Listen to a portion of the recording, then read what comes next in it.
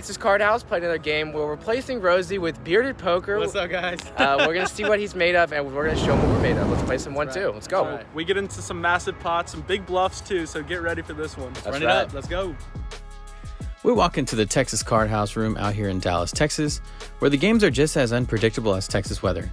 I mean, what other state has 80-degree weather on Christmas Day? Only Texas.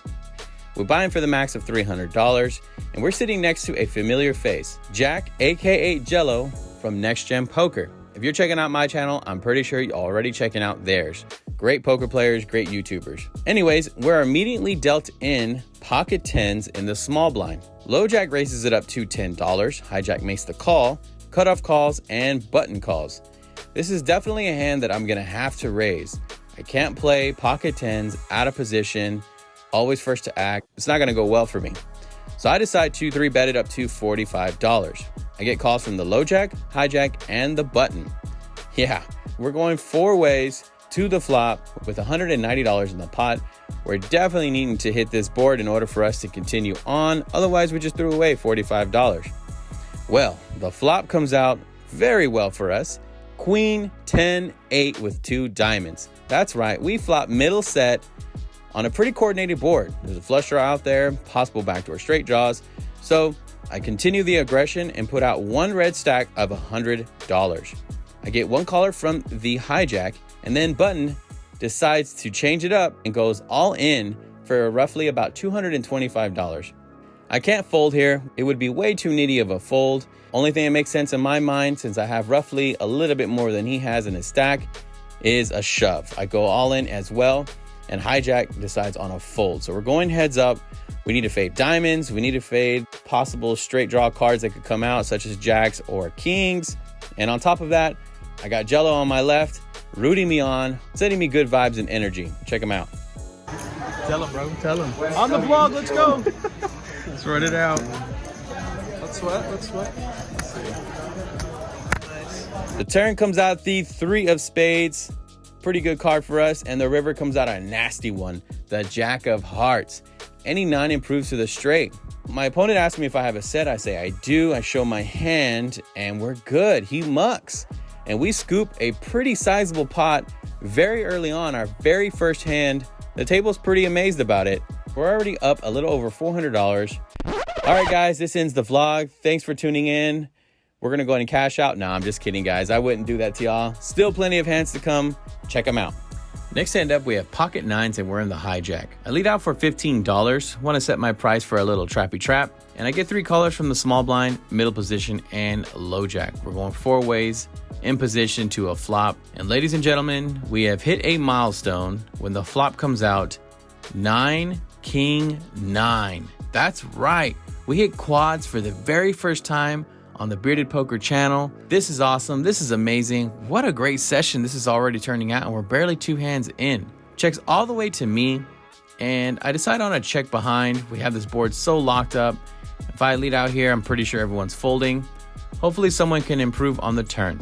The turn comes out the 5 of clubs, and looks like small blind improved as he puts out a bet of $45. Folds all the way to me, and in the moment, I thought about mid-clicking it or maybe even 3-betting, but I decide just on a simple call, hoping we'll continue to get more value on the river. The river comes a deuce of diamonds. He checks to me, looks like he didn't get the card that he needed, but I went ahead and just put out a bet just in case he would call. I lead out for a red stack of $100. I'm basically saying in my mind, please call, please call.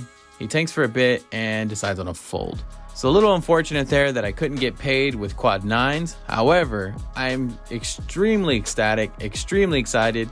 I showed the table what I had just to be a good sport. This is amazing. What a great feeling.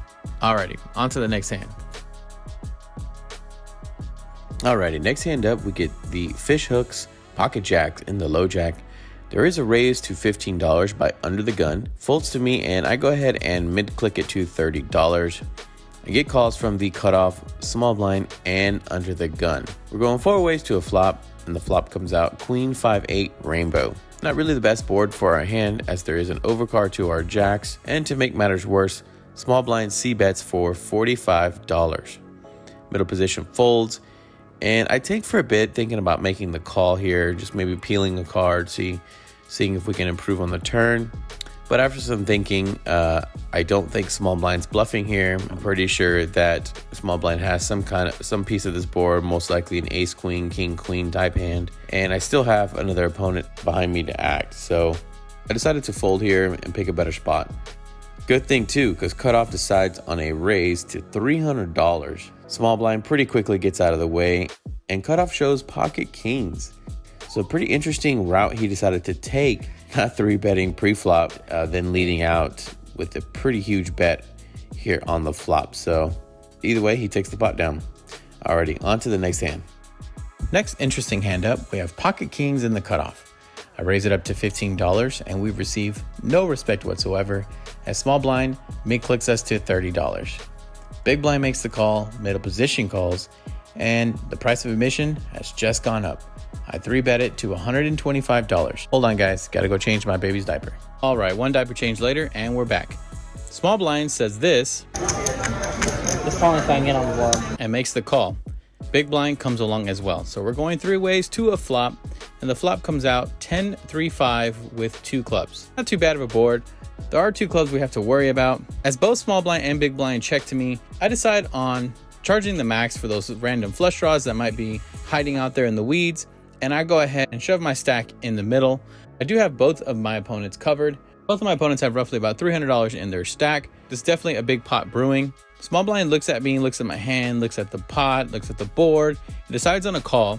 Big blind tanks and decides on a fold. Small blind asks if we want to run it once or twice. And normally if they ask me, I usually go with twice. We're running at 2 turns and 2 rivers. So the first turn in river come the 7 of hearts and the 4 of hearts. Second turn in river come the 3 of diamonds and the 6 of diamonds. And somehow we managed to dodge all the clubs and the remaining aces. That's incredible. We got a huge pot coming our way. Things are going amazingly well for us in this session. We are running hot. Let's go.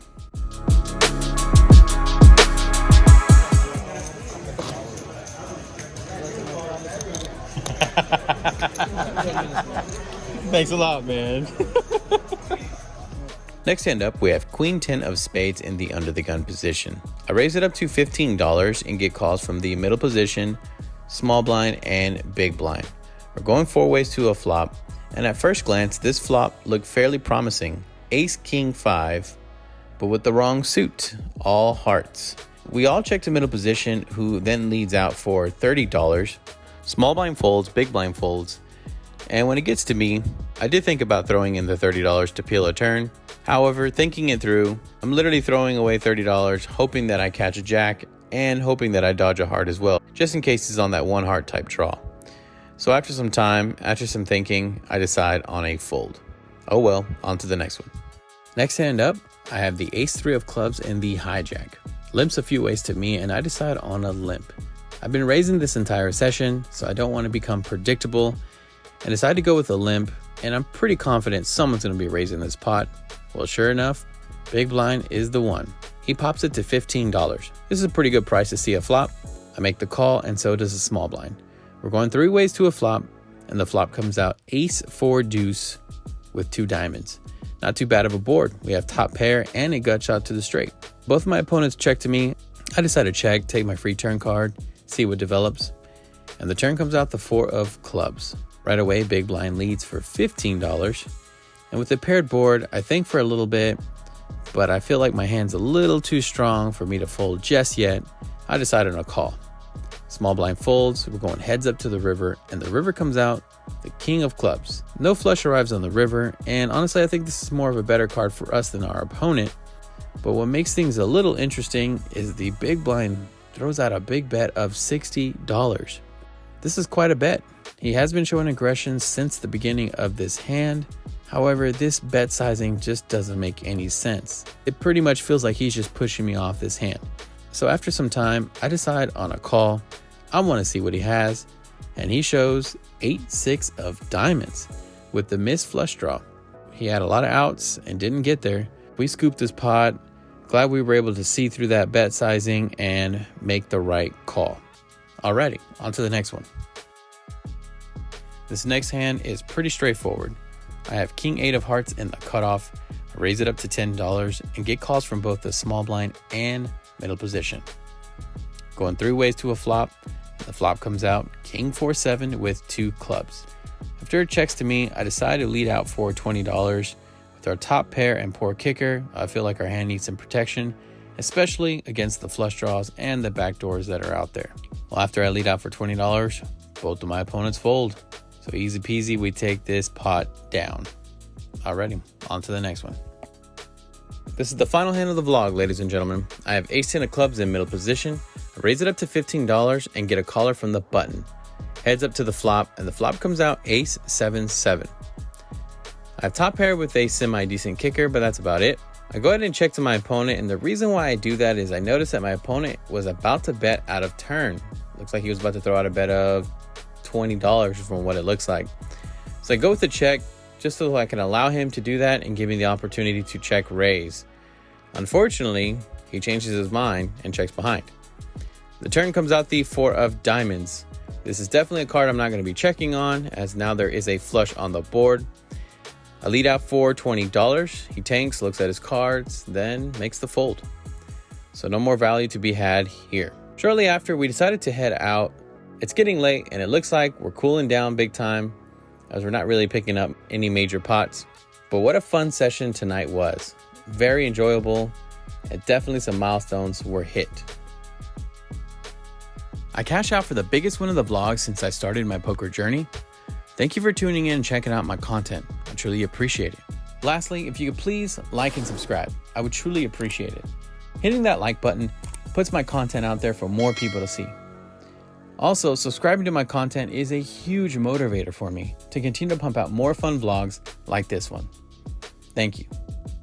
We just wrapped it up. I was in for 300, out for a goose egg, $0. Unfortunate hand at the end.